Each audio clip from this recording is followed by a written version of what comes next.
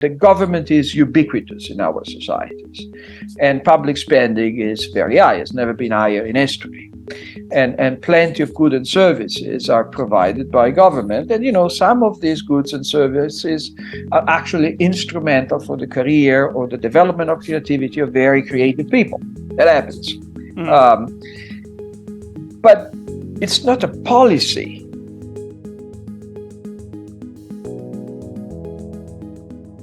Mariana Mazzucato has been described as one of the world's most influential economists. She argues in The Entrepreneurial State that innovation and industrial growth come after high-risk investments by the state, using examples like the internet, GPS, and touchscreen display. This has become a fashionable justification for a greater state role in industrial policy, and you can really see the results of that in things like the Innovation Reduction Act in the United States and the EU's Green Industrial Plan. Welcome back to the IEA podcast. I'm Matthew Lesh, the Director of Public Policy and Communications here at the IEA. Each week, this podcast asks a tantalizing policy question to a top thinker. Today's question: what is wrong with the entrepreneurial state? To discuss, I'm very excited to be joined by Alberto Mingardi, who's the Director General of the Italian free market think tank, Bruno Leoni Institute. He's also an associate professor at the IULM University in Milan, and he's written and edited several volumes on the entrepreneurial state, as well as being a regular media commentator. Welcome to the podcast, Alberto. Well, it's great to be here, Matthew. Thank you very much for having me. Let's start with the basics here. What is Mazzucato's entrepreneurial state thesis?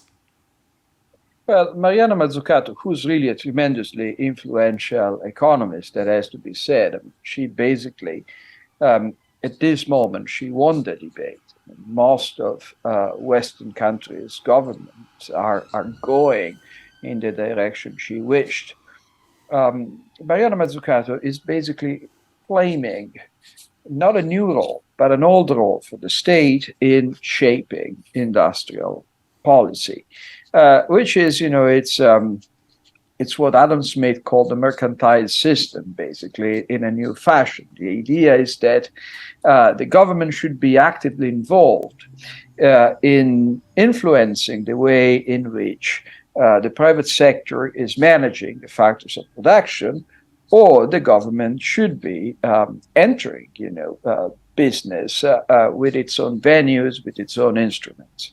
The novelty of Mazzucato's case, vis-a-vis older example of people, preaching industrial policy, is that in her book, which is actually the offspring, so to say, of an earlier think tank study, what she's claiming is that whatever works, whatever is great in the American economy, and particularly whatever comes with the flavor of technological innovation, is actually the result of government investment in research and development and, in science, basically.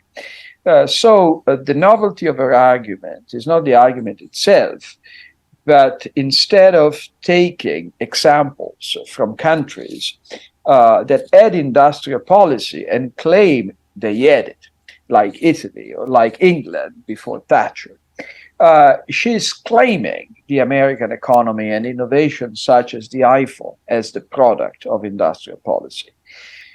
So this is why her argument was so welcomed by people, because people were of two minds, so to say, about industrial policy. On the one hand, they wish that the government could mobilize resources and just, pour money at science.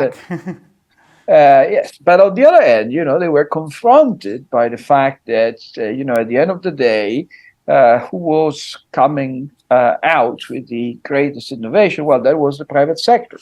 Mazzucato is saying, no, it wasn't the private sector. The private sector was just somehow benefiting of earlier government investment. I think one of the key points here from her perspective is that private enterprises are kind of free riding on state investments. And the real underlying reason we get all these amazing innovative technologies is the state. So rather than seeing the state as responsible for fixing market failures, she makes the state responsible for market successes. Or in the Barack Obama terms, you didn't build that. I mean, I think he made that comment probably before she even wrote her book, which kind of tells you that there was already this, I suppose, political movement or economic thinking on the left side of politics, that there should be a greater role for industrial policy, that there should be a greater role for the state. And she's kind of, as I think you've been hinting at, the latest justification for that policy. It's not exactly new, this idea that the government should do industrial policy. She's just taking a slight rewriting or bastardization of 20th century American technological history and saying that's all thanks to the government. Well, in a way, I actually have a more charitable reading of the Obama quote, "You didn't build that." I think that's absolutely true. I mean, nobody really built that on her own or on his own. That's true for Elon Musk, Steve Jobs, whatever. Innovation, even breakthroughs in innovation, in a sense, are always incremental and they're benefiting they also from the probably environment. Grow off in an institutional environment that enables them. There's a reason why this happens in America, because they have good institutions that, relatively low taxes, relatively light regulation that enables people to build their companies. And also, on the top of that, we should always remember that it's neither the state nor the market, whatever they are, that innovates. It's people.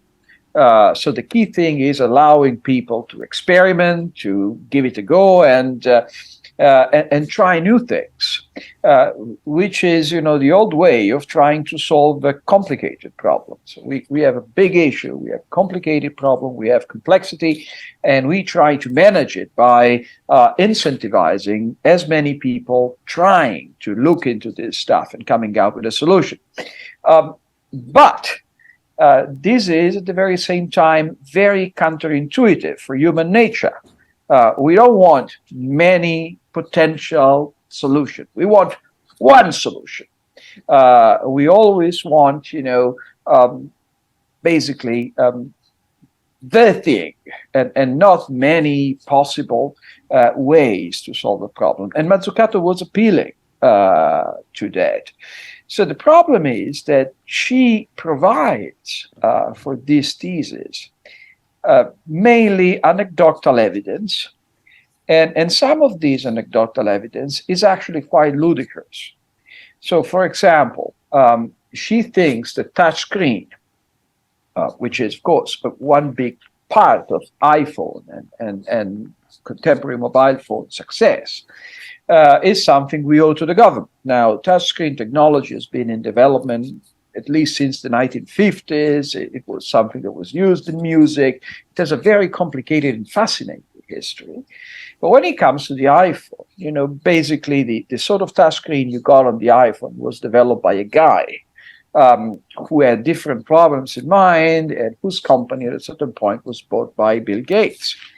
Now, the guy came up with this idea when he was a PhD student, and his PhD scholarship was paid by the government. As you know, it happens very frequently with scholarships of any kind.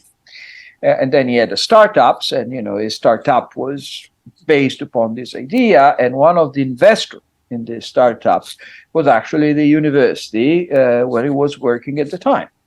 So this is the sort of evidence that Mazzucato claimed for industrial policy being behind innovation as we know it. Pretty much by that logic, then, anyone who went to school that was a government-funded school would be any innovations that they went on to create any time later in their life, you could attribute to the fact of their public education. And maybe to some extent there's some truth to that, which is to say, if they didn't get their school education, maybe they would have never gone on to do something innovative. But it doesn't seem like that's a reason why we should suddenly introduce all sorts of different other industrial policies. My distinguished co-author, Deirdre McCloskey, likes to say, of course, Bill Gates drove on government highways. So that's the sort of logic. So he took a government highway to go to his office, henceforth, it was government behind Microsoft. I think also there is another point, which is, this sort of evidence is telling you something that up to a certain extent we all know, which is, the government is ubiquitous in our societies, and public spending is very high. It's never been higher in history. and plenty of goods and services are provided by government. And, some of these goods and services are actually instrumental for the career or the development of creativity of very creative people. That happens. But it's not a policy. The thing that Mazzucato is actually claiming when she speaks about industrial policy is that we do have what she calls mission-oriented directionality. So basically, what she really believes is that at a certain point in history, people who developed the GPS for military purposes, they were military. I mean, they were about winning wars. They were not about allowing you to find where you park your car. She kinds of believed that these people somehow envision the development of this particular thing.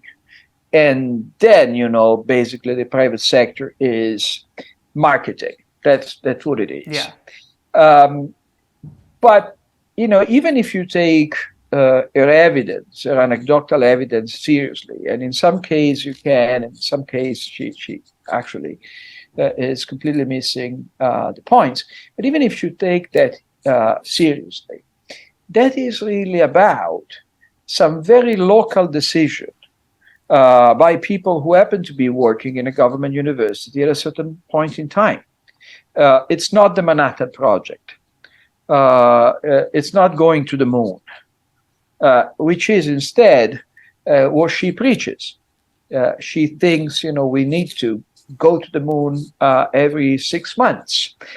She thinks that problems like climate change, future pandemics, or the health sector should be addressed, with this sort of mentality and with this sort of programming, really. It seems to me she picks a small number of convenient cases, greatly exaggerates the role of the state in terms of their technological development. And if you think about something like the internet, well, yes, indeed, there was government funding and defense uses of the internet, but that's not the reason why the internet became a consumer and business gigantic part of our economy. It's because of all the subsequent investment into the technologies that was done by the private sector, and even the underlying technologies, as I think you discussed as well, go back to things like Cisco that were not state funded. I think you can say the same for the iPhone. The reason why the iPhone was such a runaway consumer success and then copied was not even necessarily because the iPhone or the idea of a smartphone was completely new. And it's certainly not because one part of the technology can be linked back to a government-funded PhD when it comes to the touchscreen. It's because of the immense amount of innovation that the private sector did to actually bring that in a useful way to the consumer market, which has, the underlying science here is being, I suppose, exaggerated compared to just figuring out the logistics problem of how you produce millions of these goods and get them into people's hands, let alone all the other technologies that go into them. Well, please don't forget that, ultimately, a good chunk of the innovating is done by consumers. I mean, some Japanese guy at a certain point put a camera into a phone. It was not a mobile phone at first. It was actually a house phone, the first camera phone. Now, the guy didn't have a clue that one day we will be living in the society of Instagram. And we know that because if he had a clue, he would be tremendously rich just by speculating on such a future. So at the end of the day, technologies are good or bad to the extent to which they actually meet a need by people, by consumers, which is not Mazzucato's view. I mean, Mazzucato's view is basically that technologies are good in themselves, that, and that basically the only thing that stops technological advancement is actually the market.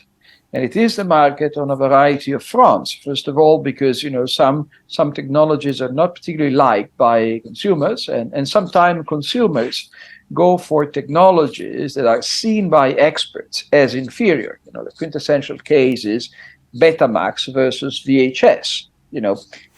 All the people that really like the quality of image, they all worship Betamax, even though I think Betamax has been out of commerce for whatever.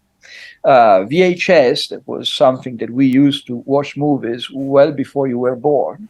VHS was clearly less good when it comes to the quality of the image, but it was more convenient because it allowed people to record longer movies on a single cassette, on a single tape.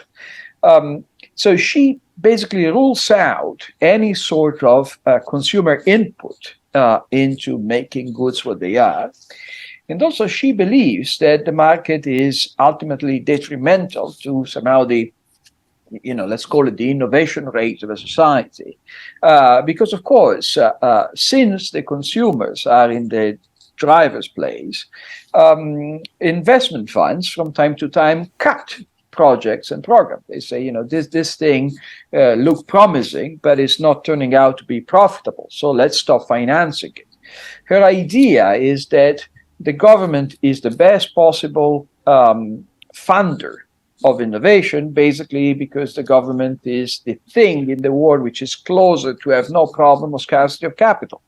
So no need to allocate capital choosing between different potential uses. Henceforth, whatever the scientists are going to be proposing to you, the government can fund. And of course, this is based upon a vision of government which is quite idyllic, that basically thinks that there is no conflict of interest in government. It also sounds it depends on having unlimited resources. Because when the government does industrial policy, which a mission-oriented industrial policy, which is so if I'm getting this right, so Mazzucato starts with a lot of these innovations happen because of government investments, a story that she greatly exaggerates, and then she derives from that sometimes unintentional, coincidental innovation that comes out of some underlying technology, that therefore the government is in a place to direct towards that goal and has the resources, the ability, the expertise, the foresight, the all-knowing eye and power to be mission-orientated and pick kind of individuals, I suppose, companies to give money to who will develop the innovative products of the future. Now that seems to run straight into every logical fallacy we know about bureaucrats who are just as dumb as the rest of us. They don't have superhuman powers, and they certainly don't necessarily know how to allocate capital any better than a private sector investor. Well, she thinks clearly that the greedy attitude, so to say, of the private sector is dooming it to be short-sighted, which is not a very unpopular view. Actually, it's quite a popular view these days. And of course, this sketch of all-powerful government and all-knowing government is clearly something which is very palatable to politicians and bureaucrats themselves. It is also something that, particularly with the challenges we face today, seems to be postulating that we know more about the answer to a problem than we actually know. So the idea is basically that, climate change, we know what to do. The only problem is that we don't have enough money to finance the transition, and that people are not actually going in that direction their way. So if this is the situation, what we need to do is simply pouring money at the solutions that are already ready to be developed, and also force people, nudge them in the right way. Now, it seems to me that this idea is greatly exaggerated. We know there is a problem, but we don't know clearly as much about the solution as these people like to postulate. But it's basically the idea, and this is an idea which is more popular than ever among the Western elite. The idea is that these problems, we don't need to find a way to tackle with them. We know the way to go. There are only these obstacles, which are needs of. Let's get into that a little bit more specifically, which is, and I think the latest manifestation of the entrepreneurial state thesis, as I mentioned at the start, is this Inflation Reduction Act, which seems to have very little to do with reducing inflation, but does mean some quite significant green subsidies in the American context. And then in the EU, you have the Green Deal industrial plan. There's a lot of discourse in the UK, at least, that we're falling behind the the Inflation Reduction Act, falling behind what the EU is doing. We're going to lose, say, give an example that's being subsidized quite significantly, battery manufacturing to other jurisdictions. We really need to have an industrial strategy. You hear this constantly from British politicians on, I hate to say it, on all sides of politics, that the UK needs an industrial strategy. It needs a plan for industry, and particularly needs a plan for green industry. I'm kind of wondering what you make of those specific claims and the impact of those policies. Well, I think that the impact is going to be a massive misallocation of resources. I think it's more complicated in there because, in the US particularly, this goes together with a strong nationalist drive, which you need to buy American, and what the government has been doing. And the EU is very annoyed with the US for this fact. Well, the EU is very annoyed with the US for this fact, but at the very same time, the EU response is, okay, we'll do the same. Yes. Which is ridiculous. I mean, in a way, if there is one point which is kind of amazing, which, the mercantile system, as we said before, was debunked theoretically by Adam Smith in 1776, but this is the same thing. Once again, it's not a problem. They're not shopkeepers anymore. They are green company, ESG, airplane manufacturer, whatever. But clearly, you got very powerful interest. And these powerful interests are clearly successful in dressing, their interest up as a very noble cause. They've always been, so they're still these days. And what we are doing with this sort of industrial policy on the two sides of the Atlantic is actually something which is far worse than building an entrepreneurial state. We are actually we are actively trying to destroy the basic architecture of globalization. And the basic idea behind globalization, which is that companies are at freedom to trade and search for factors of production whenever it's convenient for them. Yeah. We are putting that in jeopardy very seriously, and the consequences of these are going to be clearly raising prices in many ways. I know historians of the future will dispute if we had basically 30 years inflation-free because of independent central banks or because of globalization and the growing economic integration. Certainly, nowadays we have neither. Our central banks are not independent, and globalization is it's not stopping in the sense that trade is going on, and one thing is announcing something or declaring something or saying something. Another thing is changing international supply chain. But clearly, I mean, the idea ultimately is to have government picking not just winners, but picking, the partners you can trade with, which is far worse than whatever Mazzucato has proposed. Yeah, it's kind of interesting. I think you're right there. Identifies an interesting mix. So in the first instance, it's justified as, well, I think batteries is a good example. We need to construct batteries in the US and not in China. Now, buy American then becomes also, we're not going to buy European, which doesn't make any particular logical sense, because it then goes to its second stage, which is this kind of classic protectionism and need for domestic industry. And that seems to me like it's ultimately going to push up the cost of reducing climate change and green policies. If you're making it more expensive and you're as you've said, misallocating resources towards potentially an inefficient domestic company to produce batteries, wouldn't it be better to find the cheapest place who can produce batteries of the highest possible quality? And that will enable a green transition much faster than picking winners, often picking losers, or whoever is best at seeking subsidies from the government.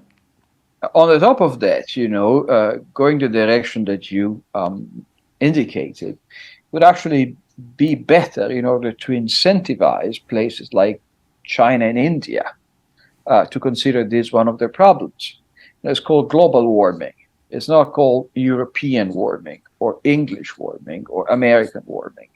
And clearly, if you need to come up with some sort of solution, if it is possible at all. I don't really think that this problem can be solved. I think you can adapt, you can move towards a different direction, but I think it's quite utopian to believe that, tomorrow morning we are switching this off.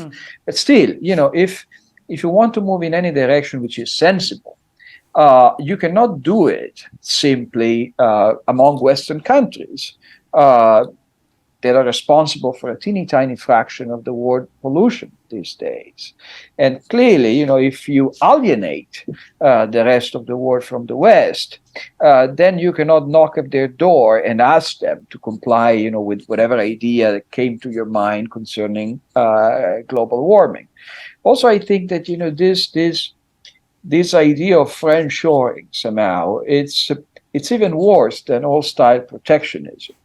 Because at least old-style protectionism was a blunt political move. It was clearly something that you did in order to make some of your voters happy. Friendshoring is a way of dressing it up with ideological motives. But the main reason we trade is that we want to have stuff we don't have.